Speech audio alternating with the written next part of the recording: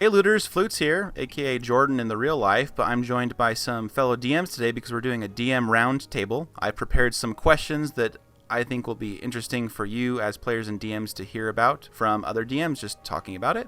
Hi, I'm Fred Wheeler from How to D&D. I'm on YouTube, I'm on Facebook, Twitter, Discord, and I talk about Dungeons & Dragons, a lot of 5e and other RPGs when I can get away with it. Hey folks, Wally here, and I have a YouTube channel that is based on puzzles and traps. Hey guys, I'm Josh. I'm from Dungeoneers Pack. I focus on player options and character builds for D&D 5th edition. So definitely go and subscribe to them and give them a like, show them some love, check out their stuff. All right, so getting into it, the first question I wanted to ask today, would you ever allow player characters to be different levels from one another? Perspective of you as a DM or as a player, how would you feel about it?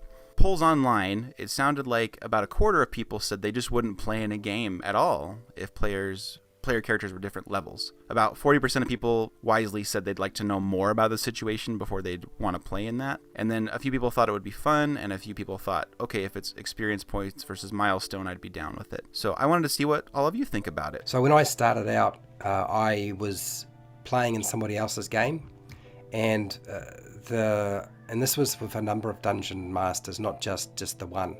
And at that time, when I was playing, this is quite a long time ago, it was quite common for you to wind up with characters who would die and then come back into the game, and often there was two ways that they would bring a character back into the game. One, you'd either have to start at level 1 no matter how high the rest of the party was. So you could wind up with a level 1 character and have jumping around with level 6 and 7 characters. It's pretty rough. It's very hard. You can't build a frontline character because it just isn't possible in that kind of environment. So then there was the other approach, which was we're going to have anybody coming back into the game start at a one level lower than the average for the whole party, which is a little bit better, a little bit easier to deal with. And this was usually a product of character death and dungeon masters awarding rewards in the form of XP at different levels. Now that might be because more people, certain people showed up more often than others. It might have been because you did something that the dungeon master wanted to award you more experience points. And so I found that felt a little unfair at times, not always. That wasn't actually the biggest factor I found with regard to this as a player. My biggest issue was the having different character levels in the same party.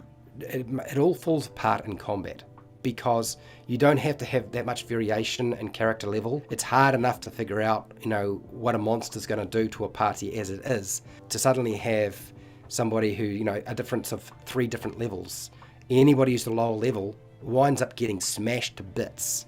And that's exactly what used to happen. And of course, the dungeon master's thinking, well, I got to make it hard enough for the top person, but I don't want to make it too hard for the lowest level individual. So they've just set themselves in an impossible task. And anybody who says that they can do that, I say bollocks, because it's not true. I became a dungeon master, and so when I started dungeon mastering, I used the same strategy. I would have the same thing going on in my game because that's what I was taught by other dungeon masters. So it made sense to do that as far as I understood. So, and I would approach it the same way. The only thing I think I got rid of was the idea if your character died, you came back at level 1 because it was sucky if you were like level 8 characters jumping around with a level 1 character. That always seemed to be stupid. Unless, of course, you just wanted somebody to die constantly and never ever get anywhere. Over time, I got to a point where I decided that I'd had enough. And I wanted to make my life easier, and I wanted to make the life of my players a bit easier too. And so I decided I'm not going to use experience points. I cannot be stuffed calculating that stuff. That's where the variation tends to occur, when you start using experience points. And so I just use milestones. And so when I decided to use milestones, I was like, well, what's the easiest way to do milestones and character leveling? I'm just going to take the experience points the group gets and allocate that if I'm going to use experience points. And this is how I used to do it in the past. I've changed again. I would just allocate all of that amongst the entire group. It didn't matter if they showed up or not. I just didn't care. And it was like there was this proxy character that existed in the ether. And that's how I would level them up. So everybody was always the same level, and it was really down to who participated in any given week as to how much progress was going to occur for the character. I decided in the end that this just seemed like too much work. There's more maths than I needed to have. And so I just ditched that idea and just went with milestones and everybody's the same level, because it's super simple for me. That took me a little under 15 years to get to that point, but I was doing it a number of different ways before that. So that's me. Yeah, I had a similar journey. I started out doing experience points, and I started the hobby with 5th edition, and it was fun, and there were some times where there was some variance in people depending on who was showing up to different sessions. Eventually, I moved to milestones because it was easier. Lately, I've had a nostalgia for the experience points progression. I recently ran Curse of Strahd, and one of the characters died, and to help there be some urgency and kind of get the theme across that I wanted to go for, we did the kind of what you were saying of like, if they die you get a new character but they're one level lower. I mentioned that on Reddit, and someone said I'd never play in that game with you again if you made me have a lower level, and I was like, that seems like a strong reaction if you were my friend. But Wally, let's go to some of your thoughts on this. Well, it sounds like a lot of that is coming from the older versions, because I have a lot of similarities to what Fred said there. We used to play with experience points, and I was always a DM when we played 1st edition and 2nd edition AD&D, and a lot of the times if players didn't show up, their characters didn't get experience points. Only the players that were there, their characters got experience points.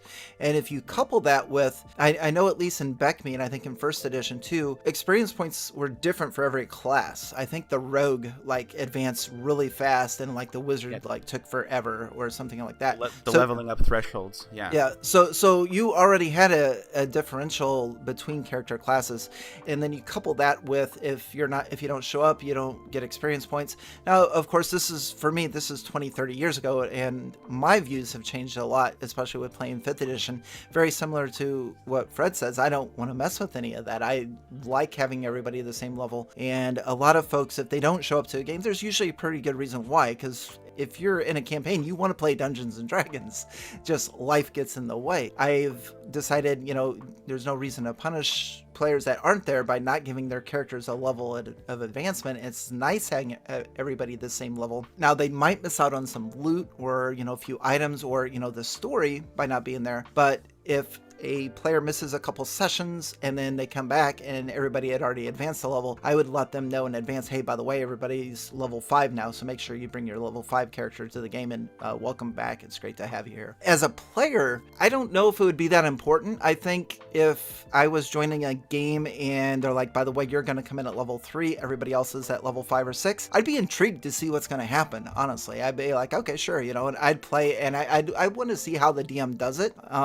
Of course, if there's favoritism and I feel like an outsider, that's a whole different story, and I would probably bail on it. But I'd be intrigued. I wouldn't keep me from playing that, because I love to play D&D, and if I get an offer and I have the opportunity, I'm going to take it. And so that's not as important to me. But yeah, so I think a lot of it stems from the history of Dungeons and Dragons, how things used to be from AD&D, and you've got a lot of old school players mixed in with the new school players who have never experienced that before, and that is probably where you're getting a lot of your differential. Yeah, one of the poll responses that I got in the comments was someone who said, I started playing D&D way back in the day, and he said the game used to be much more combative towards players. It was, it made you feel like you really needed to beat the game, and the game was trying to kill you and that sort of thing. And so he said he enjoys how it is now, and he kind of described a similar journey to what Fred's gone through, simplifying and making it more friendly, not punishing players because their kid got sick and they couldn't play,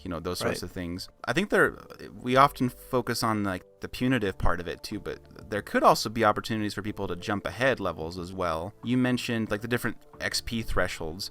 It's also a different paradigm now, right? Where everyone kind of expects to be at about the same pulling your weight level per level, whereas the classes used to not be that way, right? That was wizards were struggling to survive for a long time, and then they became godly, Absolutely. Back then, you would your fighters and your clerics would protect the wizard, because like, we're going to need him to get to 5th level so we get that fireball and stuff. And both of you did mention level advancement as well. I don't do XP anymore. I don't like to do all that. And milestone is actually still experience points based. You just assign experience points to whatever. I do more of a session base.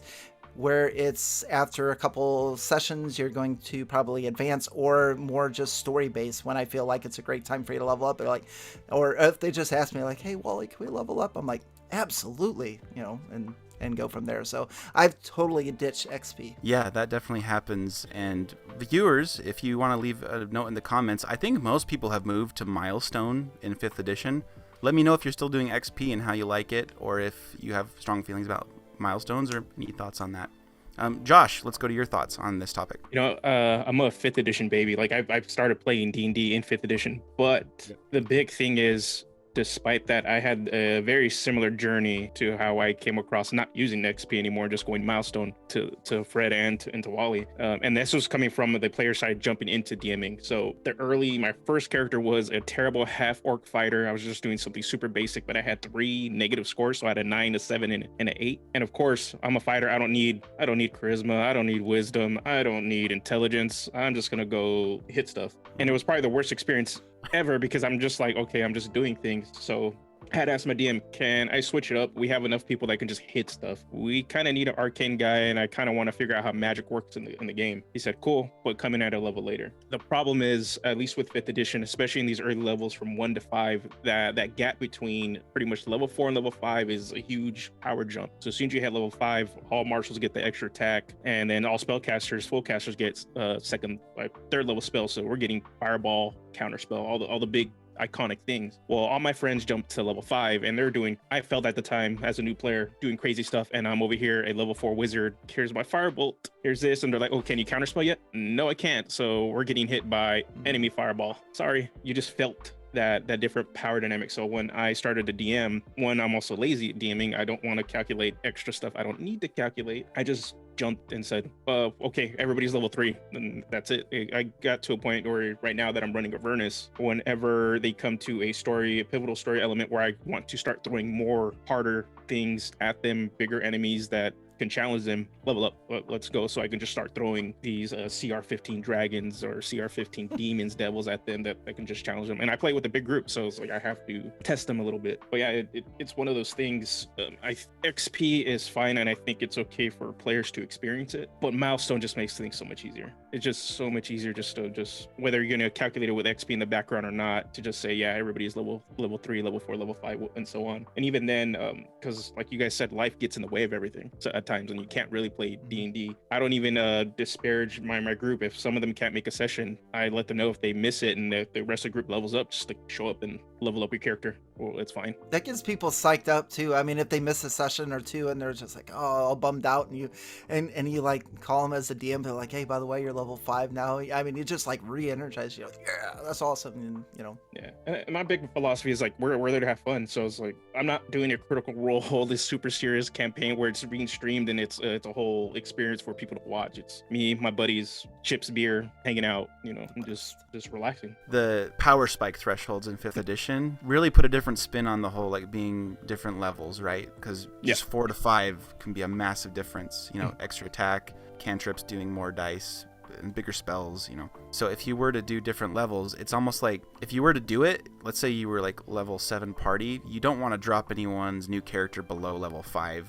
Right. If you want to drop them at all, right? And I'm sure a lot of people listening are like, well, why are you dropping him at all? And it's like, there are different styles of games. Some people like to have that kind of pressure of like, oh, if I die, I don't just have some new character walk in with the same level and just like, hey, some people just like having that difference. But I think most people play with just you get a new character at the same level. Some other things that you can do, I kind of brainstormed my thoughts on this in preparation. Obviously, like I brought up like the level thresholds that it used to be. It'd be interesting if there was a return to that, where people keep saying like wizards and clerics, they're overpowered or whatever. It'd be interesting if they leveled slower to see what that would do to the game. I'm interested from like a game design perspective. I'm not saying like everyone go do that. I'm not saying that, but it makes me curious, the game design muscle I like to flex. Another thing, I've also talked about level draining, right? Fred and I talked about that on another round table, and people hated that. And that was temporary, potentially. Like, you could potentially get your levels back. So to, like, have a new character be lower is obviously a lot worse. So obviously it's not going to be very popular. Yeah, I And wanted to then, chime in about that because that is true. In the old days, vampires would drain you 2 levels. You get hit by vampire and Yeah. failure save, you lose 2 levels. So everybody goes in at level 7, and you walk out of there at level 4, like, I kind of lost that one. Yeah. I only got hit once, but Yeah. oh boy, did I get hit. There is something with XP, though, where if someone does something really spectacular, it is nice to be able to say, like, that was awesome. You get 2,000 experience points for that. But if you want everyone to be the same level or close to it, you kind of have to say everyone gets 2,000. And, like, that's cool because, like, everyone then celebrates what that one person did. It would be kind of fun because I think a lot of people kind of like to have like their own character progression mindset. Another thing someone said is instead of doing level differences, they grant people boons when they do something amazing. You can reward people in other ways than leveling up, right? Like it's easy to kind of lose that clear and easy reward when we're talking about this topic, right? And so it's good to kind of take a step back and be like, there are other ways to reward your players if that's what you're trying to do when you do this sort of thing. Another thing is if your campaign's going to end soon, you don't want to just suddenly drop down a bunch of levels. Like that's another part of it, right? And so yeah, lots of things to consider. If any of you are thinking of doing different levels in your game, like definitely comment. I'd like to talk to you about it. I think I've seen some of the best and worst of it as I've been a DM and player. So the power spikes that you talk about in 5e, they were there in 4e, 3.5. Advanced Dungeons and Dragons, they've never not been there. So it's not a new thing, which is why I've adjusted what I've done over time. It was clear that it was always there. It's never gone away. Like power spikes were always part of the game. Always been part of the game. So differing levels was always sort of problematic. But then the other thing was that experience points was awarded very differently in the past. You didn't just get experience points. You had to find gold. Oh, right. You didn't even have to kill the monsters. In fact, it was actually probably smarter just to invite the dragon or the monster to dinner and just not show up for dinner and take all their shit. And that was it. You know what I mean? And then you'd collect all your gold up, and then the party, once they had a fair amount of it, they would say, okay, let's go spend it. You had to actually spend, you didn't just have the money. You had to spend it on something to actually get the experience points, which sounds really weird. So just having it in your back pocket or in a bag of holding, that didn't get you the experience points. You had to find it, and then you had to spend it in some way. So that's a very different way of awarding stuff. And so I guess it was more around the group. And I'm sure even back then that they would award rewards slightly differently because, my understanding is that Gary Gygax and Dave Arneston, there were some differences in the way they ran their game. And then amongst their group outside of those two, they did things differently. And then again, when the game gets published, nobody was really running exactly the same sorts of games. So I suspect that a lot of the stuff we're talking about, they've already it's all been done before. We just think it's new because we haven't popped into it this time around. In terms of wanting to, one of the biggest problems I found with awarding experience points, you'd get this situation where a person wouldn't be necessarily too sure why somebody else got those experience points and why they didn't get those experience points. Now, whether the players were right or wrong about it is beside the point, but it always seemed to set up some animosity. And I was thinking, well, there's the trade-off between I want to reward somebody for doing something special with experience points, but I don't want to annoy everybody else who's not getting those extra experience points. So what do? And in the end, you wind up making what is essentially a compromise. And that is, okay, I lose this one aspect of it, but I don't wind up with a lot of upset, annoyed people who may wind up resorting to sabotage or other techniques in their game because they're not getting what somebody else is getting. Yeah, that's a great point. Players can start to act out if they're unhappy in that way. And with the whole gold for XP thing, I feel like they tried to say, like, if you want to do this, you can, because I think the Dungeon Master's Guide even says, like, if you want to do the variant rule, in order to level up, you have to, like, spend gold based on what level you are and, like, spend a bunch of downtime. I don't think anyone does that, which speaks, I think, to people wanting to get rid of that. Josh, did you have a thought to share? I had one more, and it's actually kind of plays off of what Red was just saying, but like in the opposite direction. I was like, and it's something you brought up, Jordan, too, just using obviously XP as a reward and as a bonus. thing, but it's also going to be used to reinforce or encourage certain player behaviors. So if you want your players to act, and especially in my play group, and I don't know if anybody else has experiences this, but certain players, if it doesn't say something on their character sheet, they're not willing to try it. Yep. So like, and it's one of those things. But if you do try the cool thing, whether your character is good or not, here's some incentive. You do it. Here's some XP. Here's something. Here's advantage, disadvantage, inspiration, something of that nature to reward them. And I think XP, if players and game groups are still doing XP, this is another way to go about it. But I think to counteract some of the issue of what Fred was saying with players not feeling that the XP was fair, open communication kind of fixes a lot of things. Like, hey, I'm giving you XP because you did this cool thing. That should signal to players, oh, hey, if I keep trying these cool things, I'm most likely going to get XP. Obviously, like you said, Jordan, there's other ways to reward players. It's called inspirations, the other one, even though it doesn't get used too often. People forget. I forget. And so boons are another good thing. But yeah, it's just one of those things. I think it's a perfect tool if you're still using it to encourage certain player behaviors. I'm glad you brought up inspiration, because that's one of the most like built-in, like mild ways to like reinforce the behavior you want in your game, right? But if you just, and then like up above is like boons and magic items, those sorts of things, or maybe something a little more mild. Maybe you get a new follower or a horse. I don't know. You can't just dish out like flame tongues every time someone like, does something cool, right? So being able to just be like, oh, 50x XP to that, like that is a feel-good little thing to just dish out. Like I said, go down to the comments and leave your thoughts on this. I think it's a hot topic, but I think it's an interesting one and a good one to explore. We'll see you in the next question. So thanks, everybody.